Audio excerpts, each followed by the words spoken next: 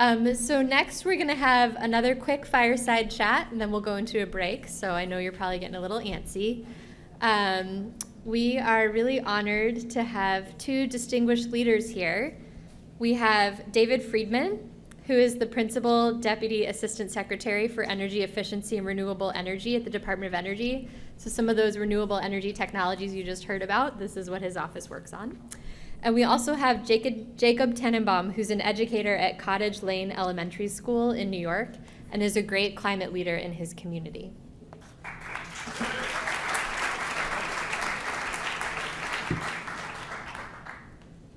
good afternoon, everyone. Good morning, whichever it is. Can I just ask first, how many climate stewards are out there? How many NOAA climate stewards are in the audience? Fantastic. Great to see all of you. Wonderful teacher training. Educators, if you're looking for fantastic teacher training, check out Climate Stewards from NOAA. That's where I get my teacher training and where a lot of these folks get theirs. So tell me something. I'm an educator. We have a whole room full of educators and students here. What would you like us to teach and our students to know by the end of the year about climate change? Well, thank you so much, Jacob, and thank you everyone for being here. This is a really fantastic event, and what a great presentation the previous session was. I hope everyone's really energized following that. I think that's a great example, and that presentation is a great example of some of the key lessons that every single student needs to walk out of this year from school. 1, climate change is real. 2, we are causing climate change. And 3, and I think most importantly, we can solve climate change. And that last message, I think, is so crucial, and it's all too easy to miss. Often, I think what we tend to do as educators, as scientists and engineers, is try to help people understand the problem. Because, hey, if you understand the problem, you're going to want to fight back. You're going to want to solve that problem, right? Well, the problem is, as social science tells us, there are actually 2 options when there's a problem. There's fight, which we need people to do. There's also flight. And the last thing we want is to scare people and drive people away from action. And that's why reinforcing and teaching people that there are real solutions to climate change. And at the core of that solution is a fundamental energy and climate literacy. One of the things we've done at the Department of Energy is try to create some tools. And you can actually go to energy.gov/education to get a hold of some of these tools to help you understand and help your students understand the fundamentals of energy, how energy is connected to climate change, and how from renewable energy to energy efficiency, we have the tools to address and beat climate change. Fantastic. Well, and why don't I ask you a question actually relative to that, because you're an educator, you're working day to day talking to students and trying to help them understand climate science. But as we've already heard today, there's some people out there who try to put out false information, who try to deny the data and the facts on climate change. I'd be really curious, as we're working to develop energy literacy and climate literacy, how do you develop energy literacy and climate literacy in light of folks who are pushing back and denying the science on climate change? Yeah, that's an interesting question. I'm very fortunate to work in a district where climate change is welcomed and education on climate change is supported by the administration and by the community, where we have a lot of scientists in the community who are not just supportive, but are willing to partner with us. So I think there do exist areas in our country where climate change is being taught, it's being taught well, and it's being taught thoroughly. That said, when I give talks around the country, when I speak to educators from around the country, I'm often surprised and disappointed by the amount of pressure that they get from their communities. Sometimes it's from administration, sometimes it's from parents, sometimes it's from students, sometimes it's just this diffuse amorphous thing, but it's there, and it very much is a barrier to the education of climate change, I think, in this country. And I think one of the answers to that is the next generation science standards, which are national standards for climate change, for science, that include climate change. And it's so important that those are accepted nationwide. Unfortunately, right now, we've only got about 15 states that have signed on. And when you look at the debates that are going on in state legislatures as these standards are being considered, climate change is in there. It's one of the reasons that several states have either not adopted or are not considering, or when they do adopt, they're changing language around the climate change standards to make it more acceptable in their community, but unfortunately it may not be as accurate. So I think it's a very important thing that we get these standards out there. David, I have a question for you. The UN's going to meet in Paris later this year with the goal of keeping anthropogenic or human-caused climate change below 2 degrees centigrade. And I think a lot of educators, like me, will be spending time teaching about that meeting and about that 2-degree limit. I know you've done a lot of work with hydrogen and electric cars and hybrid cars. What role do you think these technologies will play in keeping us to that 2-degree limit? And what else do we need to do to get there? Well, your question really gets back to one of the things I think that is so important and one of my favorite things to talk about, which is solutions to climate change. When it comes to transportation, this gets back to the fundamentals. Transportation is the second largest source of global warming pollution. And transportation is fundamentally reliant on oil. So if we're going to tackle climate change, that means we also have to tackle our oil use in transportation. And there's a lot of different opportunities to move forward on this.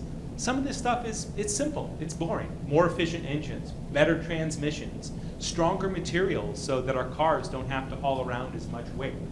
And in fact, that technology is so available that the administration has actually been able to set a standard for all the car companies around the nation to double the fuel economy of all their cars and light trucks by 2025 using those basic technologies. But you know what? That's not enough.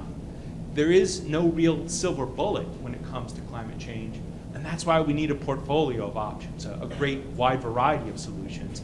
And that's where things like electric cars come in, hydrogen fuel cell cars, technologies that both can use energy a lot more efficiently, because efficiency is always a key solution to climate change. Fossil fuels cause CO2 emissions, which cause climate change. If you use those fossil fuels more efficiently, you produce less carbon dioxide. But renewable energy is another real key. Wind power, solar power, power from biofuels, tapping into these incredibly large resources, feeding them into electricity or into hydrogen, and ultimately in our cars, those are some of the long-term solutions that we can tap into. So it's a mix of relying on what we know in transportation, efficiency technologies, and innovating, taking those next leaps into biofuels, into renewable electricity that will help us address climate change for the transportation side. But even there, that's not enough, right? Again, you got to get back to fundamentals. The largest source of global warming pollution is our electricity sector. We heard a little bit before about the president's Clean Power Plan, which is going to reduce greenhouse gas emissions from electricity by almost 1/3. Incredible. Again, relying on efficiency, relying on renewable energy. But even that's not enough. And that's why one of the things the president has developed is a climate action plan, a broad plan for our nation that addresses transportation, that addresses electricity, that addresses industrial and home energy use.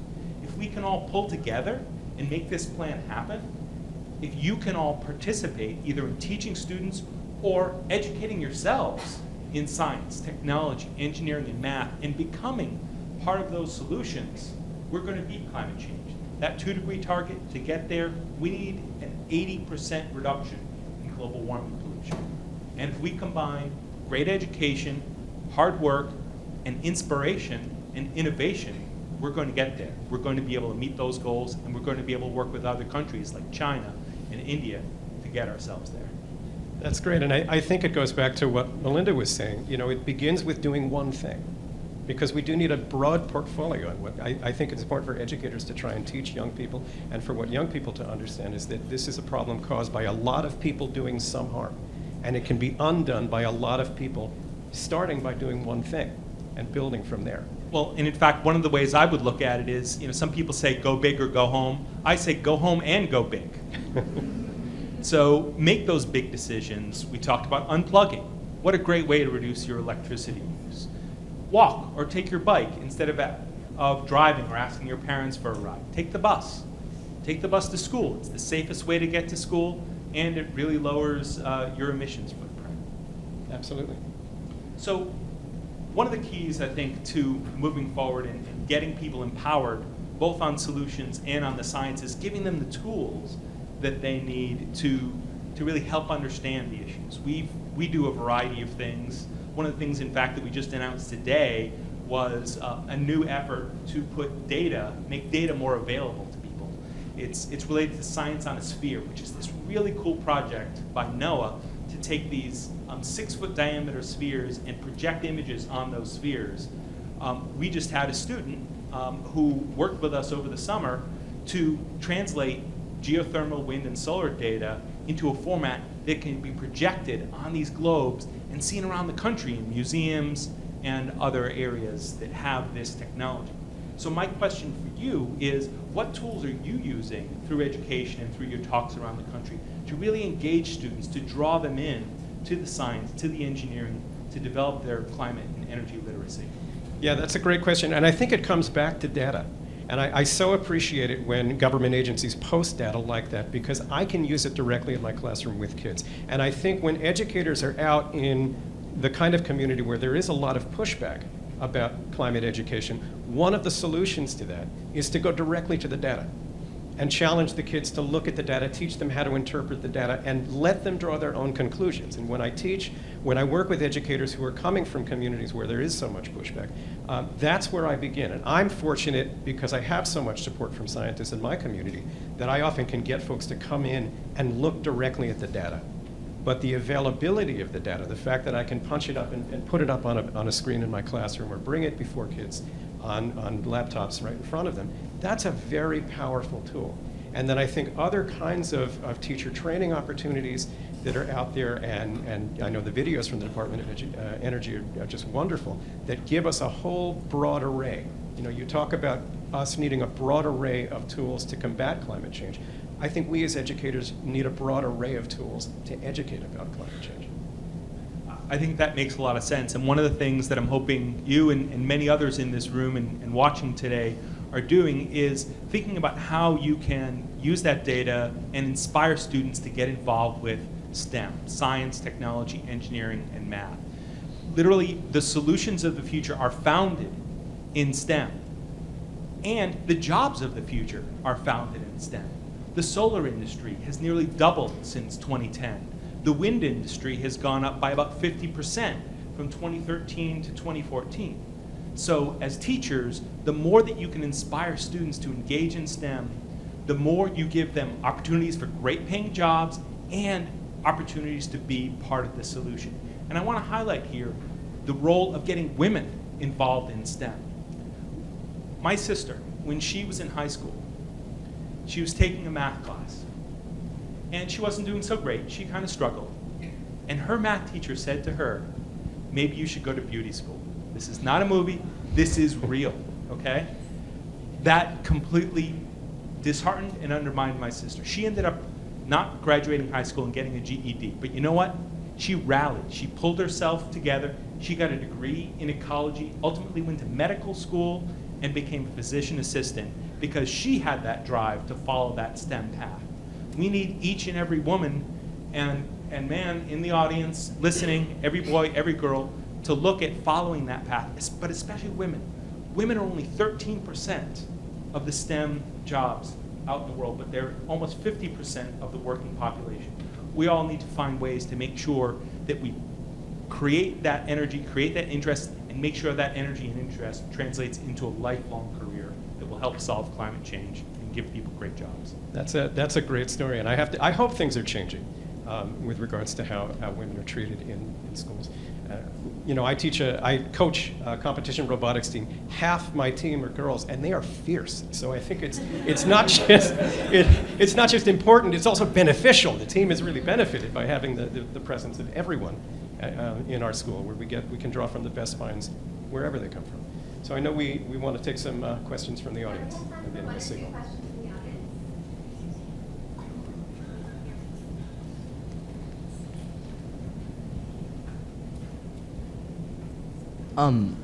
Okay, so this is the thought I had. Worst case scenario, we have to, it's gotten beyond the point where we can do a slow recovery. We have to throw back everything. We have to pull the emergency switch. We have to go away from what we've done as fast as possible. how fast do you think we could fix what we've done? If we had to completely overhaul everything, how much damage do you think we'd take, like energy-wise and whatnot, I guess? Sure. Now, the reality, of course, is climate change is a problem that took some time to create and it will take some time to solve. We need to be realistic about that. I consider myself a realistic optimist or an optimistic realist. I'm not sure which. But when it comes to climate change, I'm optimistic that we can solve it. And I would argue we are already in that place where it's all hands on deck, where we need everyone investing in solutions, everyone practicing solutions in their daily lives, going home and going big. The president has set a goal for the nation of cutting our greenhouse gas emissions 26 to 28% by 2025.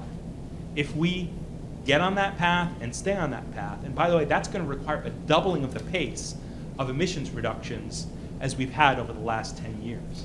But if we get on that path, the United States can be a leader in bringing the clean energy future to reality for our nation. But that means investing in cleaner cars, it means investing in wind power, solar power, geothermal. It means an all of the above approach, which may mean making sure that nuclear power maybe is an option that's safe and cost effective. But we've got at the Department of Energy and around our nation and the world a lot of people working to make those solutions happen. And I think part of the answer to that as well depends on some of what we're doing today, which is education.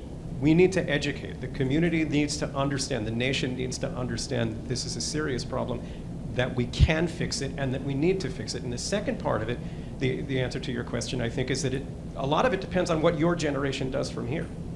So I would turn the question, I would bring it back to you. How fast can your generation react? Because ultimately, I think a lot of the task is going to fall on your generation, unfortunately. But thanks for the question. Hi, my name is Ewajen Kote, and I go to school in Las Vegas, Nevada. My question is, some teachers are very open to the idea on climate change, but ultimately it's not their decision, it's the principal's decision. So how can we, because I know this has been a problem in my school district, how can we get in touch with, I guess, the school districts more so that they are more open to curriculum that goes in terms with these problems? Because it's not, the teachers might want to do something and involve their students in this more, but it's not their ultimate decision. I think you're making great points. I think the answer to that, in my mind, is with these new national science standards called the Next Generation Science Standards. They're out there, they include climate science, and they include it well and thoroughly, and they include it all the way through. And the unfortunate thing is they've been out for 2 years and they've only been adopted by 15 states. The answer to your question is these need to be adopted nationwide. And the pressure, I think, needs to go on states, all the way up to the state capitals, to state legislatures, to governors, to get these standards adopted so that teachers have license to teach this. Because ultimately, the decision shouldn't rest with individual teachers. Individual teachers are in a kind of ethical bind, in a sense, because we're ethically bound to teach good science, aren't we? That's what we do as science teachers. And this is probably the most important scientific question of our age, and so most of us feel ethically bound to teach about it. But then there's, in many places, I'm an exception.